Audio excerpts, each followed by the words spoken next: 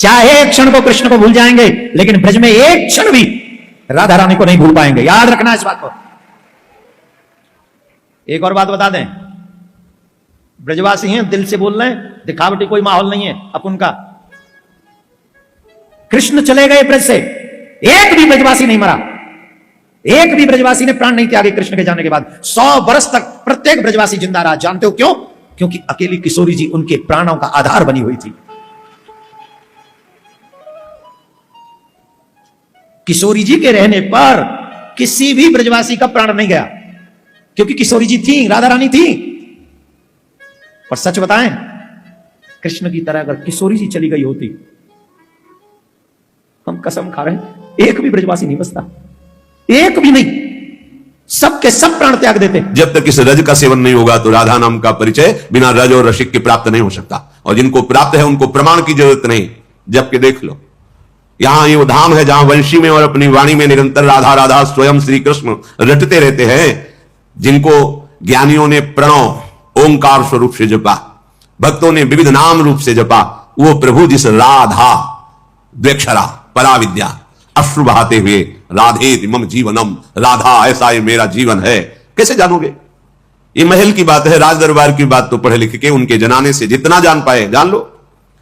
लेकिन जब श्री कृष्ण जिस पर बरसते हैं, कृपा वर्षा करते हैं, उसे राधा नाम देते हैं, उसे राधा धाम देते हैं। मैं वही कह रहा हूं, अगर राधा रानी का सच्चा भक्त हो तो उसे कम से कम समाज में यह सत्य जानकारी देना चाहिए कि राधा रानी ने कितना जीवन समाज कृष्ण के साथ व्यतीत किया है, कितना जीवन रास रंग के वातावरण में। जिस रास की तुम बात कहते हो, उस रास का ज्ञान तुमसे अधिक मुझे है, मगर समाज के युवाओं के सामने तुम क्या पेश कर रहे हो?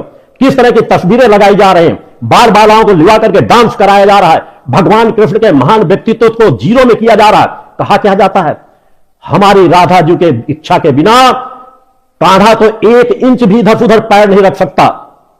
अरे महामूर्खो, कितना तुमने समझा है उस कान्हा को, जिसके एक बांसुरी के वादन से जड़ चेतन और जीव आकर्षित होकर के खिंच करके चले आते थे।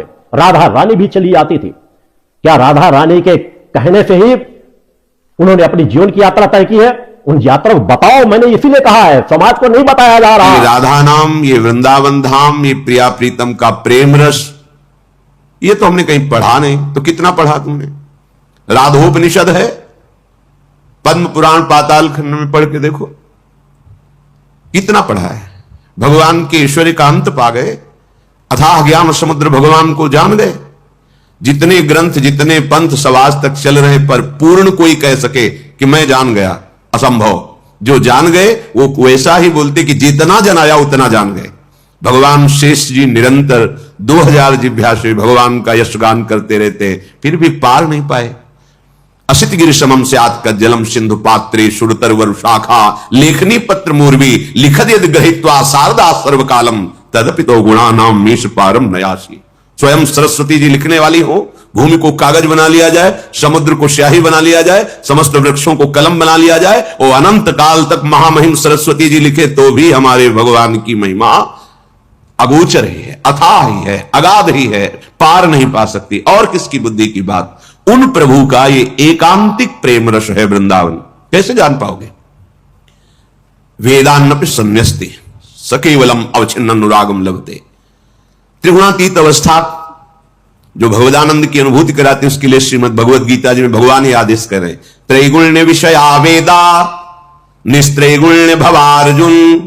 अर्जुन, तीनों गुणों से युक्त वेद जो है उसी महिमा का वर्णन करते हैं। उसमें कुछ भाग है जो वेदातीत है, जिसे उपनिषद वेदों का शिरोभाग कहते हैं। देखो, तुम त्रिगुण जनित भाव का त्याग कर निस्त्रैगुण्य त्रिगुणातीत बनो, वेदातीत बनो।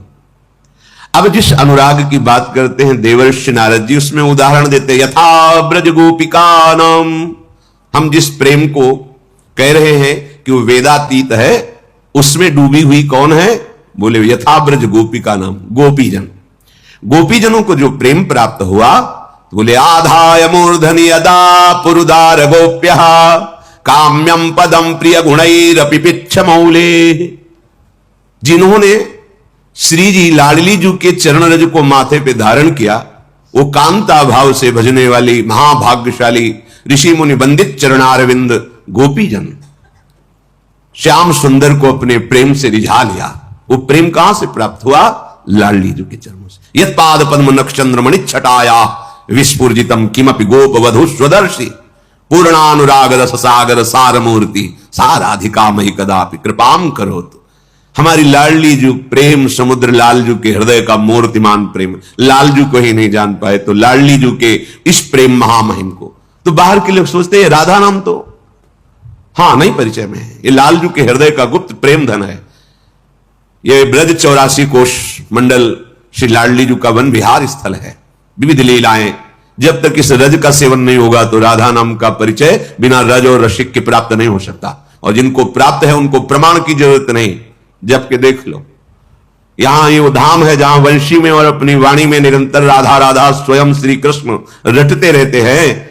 जिनको ज्ञानियों ने प्रणव ओंकार स्वरूप से जपा, भक्तों ने विविध नाम रूप से जपा, वो प्रभु जिस राधा द्वेक्षरा पराविद्या अश्रु बहाते हुए राधे मम जीवनम, राधा ऐसा ये मेरा जीवन है, कैसे जानोगे? ये महल की बात है, राज दरबार की बात तो पढ़े लिख के उनके जनाने से जितना जान पाए जान लो। लेकिन जब श्री कृष्ण जिस पर बरसते हैं, कृपा वर्षा करते हैं, उसे राधा नाम देते हैं, उसे राधा धाम देते हैं, उसे राधा चरणारविंद की शरणागति देते हैं। ये गूढ़ रहस्य है। जब तक वृंदावन की रज और रसिक का सेवन नहीं होगा तब तक ये रहस्य समझ में नहीं, ये समझ में आ गया तो कुछ समझना बाकी नहीं रहेगा। ऐसे जैसे कोई बोल सकता है कि इनको क्या ज्ञान है, बस राधा राधा राधा। तो इसीलिए हम आपको हृदय से प्रमाणित करने के लिए कहते हैं कि हम पहले संन्यास मार्ग में थे।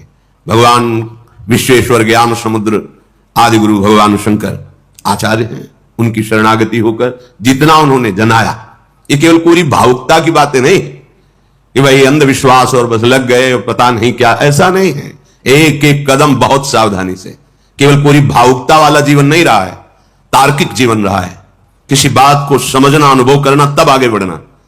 यहां होता है आगे बढ़ो फिर अनुभव होगा, पहले अनुभव फिर बिना अनुभव के कदम नहीं बढ़े। ये मत समझना कि भावुकता में वृंदावन उपासना, कोई पता नहीं, कोई अनुभव नहीं, बस इसलिए विश्वास करो।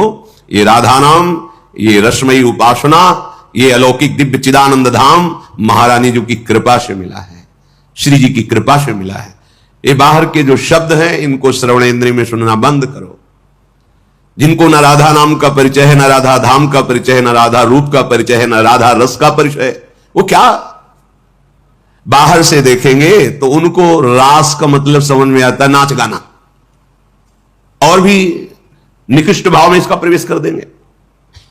रास करके आ रहे हैं सच्चिदानंद प्रभु के उस महाप्रेम रस का, जहां भगवान ज्ञान समुद्र शंकर भी गोपी बनकर प्रवेश पाए। उसको तुम कितने बड़े ज्ञानी हो, कितना तुमको अनुभव है, क्या भगवान शंकर से भी बढ़कर कोई ज्ञानी हुआ है आज तक? जो भी ज्ञानी सब उनकी जूठन से हुए हैं। वही आदि गुरु भगवान शंकराचार्य जी के रूप में स्वयं शंकरम शंकराचार्यम केशवम बादरायणम, स्वयं भगवान आदि गुरु के रूप में प्रकट है। ये जो ना ज्ञान बोध हुआ तत्वबोध और ना भक्ति रस में, ये बीच में जो बोलते हैं आगे बढ़ो, अनुभव करो, फिर तुम्हें पता चलेगा। ये ऐसे केवल पूरी भावुकता की बातें नहीं है, ये बहुत गुरु कृपा से जो समझ आई है उससे बात है। अब इस रस में चलना है तो श्रीपाद प्रबोधानंद जी सावधान कर रहे हैं, कह रहे स्वांतर भाव विरोधनी व्यवहति सर्वासनित्यज्यताम। बहुत ध्यान से सुनो, ये विविध माया के शब्द आपके हृदय की श्रद्धा को नष्ट करने की चेष्टा करेंगे। आप जबकि देखो राधा राधा कैसा लगता है। दूसरा कह रहा है कि कड़ुआ है, अस्तित्व ही नहीं, तो तुम पाके तो देखो कैसा लगता है। अपने हृदय के अनुभव से तुम प्रमाणित करो, दूसरे के सुनने से क्या है। बिल्कुल भावुकता वाला हमारा हृदय नहीं था, बिल्कुल भावुकता वाला नहीं। देखे हैं हम इसको, खूब अंदर से देखे हैं, एकदम निरपेक्ष। अगर कहीं भी सत्संग हो रहा है तो एकांत दूर खड़े होकर, वो हमें कोई नहीं देख रहा, ऐसी जगह खड़े होकर चुपचाप सुन रहे हैं। पता चला हां तस्मात् शास्त्रम प्रमाणम, फिर नजदीक जाके बैठे। परिचय नहीं बनाना, मिलना नहीं, हमें वस्तु, ऐसा स्वभाव किसी भावुकता में नहीं फंसता। वो वस्तु का जब तक परिचय नहीं होगा तब तक जो बुद्धि प्रधान होते हैं वो ऐसे नहीं होते। और बुद्धि वो भी नहीं प्राकृतिक बुद्धि नहीं, शास्त्रीय बुद्धि, भागवतिक बुद्धि, भगवत कृपा से। ये बात समझ में आई धाम की। इसलिए इसे कोई ना समझा जाए कि कोई संप्रदायवाद या कोरी भावुकता, ऐसा नहीं है।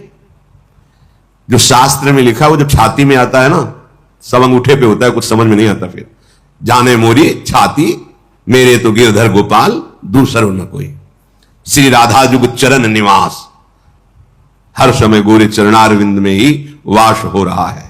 गोरे चरणारविंद का ही अद्भुत कृपा प्रसाद बरस रहा है, आंतरिक। ये बाह्य माया जनित कृपा प्रसाद नहीं है, ये तो सुकृत दुष्कृत के अनुसार आता जाता रहता है। बहुत गंभीरता से सौभाग्य मिला है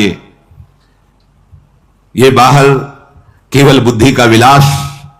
जिस समय प्रेम में डूबे, उद्धव जैसा कोई ज्ञानी महात्मा होगा, भगवान श्री कृष्ण के समीप बैठे हुए हैं, संभाषण करते हैं, प्रसाद पाते हैं साथ, एक साथ बैठकर। वो भी प्रभु की महिमा ऐश्वर्य ज्ञान स्वरूप को तो जाने, पर प्रेम स्वरूप जब प्रकट हुआ तो वो भी प्रश्नवाचक चिन्ह खड़ा हो गया। प्रभु आप रो रहे हैं, आत्मस्वरूप से सर्वत्र विराजमान, आपके लिए संयोग और विरह क्या? आप जब सर्वत्र है तो संयोग क्या? आपके सिवा कोई है नहीं। और विरह, जब आप सर्वत्र हैं तो विरह कैसा और आंसू कैसे? बोले यही बात गोपी जनों को समझा दो जाके। अगर वो समझ जाए तो वो ना रोए तो हम ना रोए। वो रो रहे हैं, हा कृष्ण तो हमारे हृदय से निकल रहा है, हा गोपी, हा राधा, उनको समझा दो। भगवान ने कहा कि हमारी पोशाक पहन के जाओ, ब्रजवासियों को बड़ा सुख मिलेगा, और अपना परिचय बताना कि मैं एकांतिक श्री कृष्ण मित्र हूं। एकांतिक। जब यहां आए, यहां की रज लगी, यहां के प्रेमी जनों के आंसुओं का दर्शन किया तो चुभने लगा। क्या चुभा? कि अभी तक मैंने प्रभु के उस रूप को ही नहीं जाना। प्रभु के सब भाव को तो समझ रहा हूं, लेकिन प्रभु का एक प्रेम रूप है ये मैं नहीं जाना। मुझे श्री कृष्ण ने ठग लिया, पास रहते हुए भी अपने प्रेम रूप का परिचय नहीं कराया। अब गोपी जनों की चरण रज में बंदे नंद ब्रज स्त्रीणाम पाद रेणु भभीक्षण सा लौट रहे हैं रज में और कह रहे मुझे यहां की घास बना दो। श्री कृष्ण के पास रहते हुए तो श्री कृष्ण का प्रेम रूप नहीं जाना, लेकिन गोपी जनों के आंसू और चरण रज के प्रभाव से पता चला कि मेरे श्री कृष्ण का एक अद्भुत महामहिम ऋषि मुनि अगोचर प्रेम रूप है। और उन श्री कृष्ण के प्रेम का सार, प्रेम समुद्र श्री कृष्ण के प्रेम का सार श्री लाडली जी महाराज, सांद्रानंद घन प्रेम मूर्ति किशोरी। कैसे जानोगे? बाहर से। यहां आओ, रज का सेवन करो, रसिकों की सभा में बैठो, उनकी कृपा कोर हो जाए तो आंसुओं से भींगते हुए बोलोगे राधा राधा राधा राधा राधा। अरे तांडव नृत्य करने वाले ज्ञान समुद्र भगवान शिव गोपी बन के नाच पड़े। ये वो ब्रज क्षेत्र है जहां काशी ज्ञान की खान है। वहां से आके चुनरी ओढ़ करके श्री कृष्ण चरण रज माथे पे लगा के किशोरी जी की वंदना करके रास रस की आकांक्षा की। ये वो रस है जो सुखदेव जी जैसे परम वीतराग परमहंस जो एक बार भी मुड़कर पुत्र पुत्र पुकारते हुए भगवान के अवतार श्री कृष्ण द्वैपायन व्यास जी की तरफ देखा भी नहीं। वही जब बरहा पीडम नटवर बपुः कर्णयो कर्णिकारम विभ्रदवासा कनक कपिसम वैजयंतीम चमालाम रंध्रान वेणो रधर सुधया पूरयन गोप वृंदई वृंदारण्यम स्वपद रमणम प्राविशत गीत कीर्ति। खड़े हो गए महाराज, केवल रूप श्रवण किया और सामने झांकी आई तो विकल हो गए। कैसे कैसे इनका रूप स्वाद और मिले। तो पुत्रेति पुत्रेति पुकारने वाले श्री व्यास जी की तरफ देखा भी नहीं था, अब जाके चरण वंदना की। 18,000 श्लोक कंठस्थ के श्रीमद् भागवत के। ऐसे श्री कृष्ण को अपने प्रेम में विवश कर देने वाली श्री लाडली जो है। श्रीमद् भागवत में सुखदेव भगवान को श्री राधा रानी सुखदेव भगवान की गुरु है। और श्री सुखदेव भगवान जब श्री राधा रानी का नाम लेते हैं ना, तो श्री सुखदेव भगवान को लगभग 6 महीने की समाधि लग जाती है। इतना प्रेम है श्री राधा रानी के लिए कि सुखदेव भगवान की आंखों में झरझर आंसू आने लगते हैं केवल राधा कहते ही। पूरी भागवत सुना दी सुखदेव भगवान ने, तब जाकर के परीक्षित के अंतःकरण में राधा तत्व प्रकट हो गया। और उसी राधा तत्व के प्रकट से श्री परीक्षित जी की सदगति हो गई। तो भागवत का सार ही राधा है। भागवत का सार ही, दही का सार क्या है? दही का मंथन करेंगे तो सार रूप में मक्खन ही तो निकलेगा। उसी प्रकार जैसे दही का सार मक्खन है, उसी प्रकार पूरी भागवत का सार श्री राधा रानी ही है। हाँ, राधा रानी स्पष्ट रूप से शुकदेव भगवान कहते हैं कि मुझे राधा रानी का नाम लेने से, मां भगवती का नाम लेने से समाधि लग जाती है। तो उन्होंने पर्याय नाम ले लिए, पर्यायवाची। राधा जी के नाम बहुत सारे हैं, उनमें एक नाम है श्री राधा रानी का रमा। राधा जी का नाम क्या है? रमा। राधा जी का दूसरा नाम है रुक्मणी। रुक्मणी श्री राधा जी का ही नाम है। तीसरा, राधा जी का एक नाम है श्री। राधा जी का चौथा नाम है गोपी। जहां पर गोपी आया वो राधा जी का नाम, अर्थात राधा जी के जो अनंत नाम है उनमें एक गोपी नाम भी है। तो राधा जी के नाम बहुत हैं। जरूरी नहीं है कि राधा जी का ही नाम शुकदेव भगवान लें। राधा जी के जो अन्य नाम है, रमा है, रमा तो भागवत जी में आया है। भाई आप कहते हैं मैं पानी पीता हूं और मैं कह दूं कि मैं जल पीता हूं, तो पानी पीना और जल पीना बात तो एक ही हुई, पर्यायवाची हमने बोल दिया, तो क्या गलत हो गया?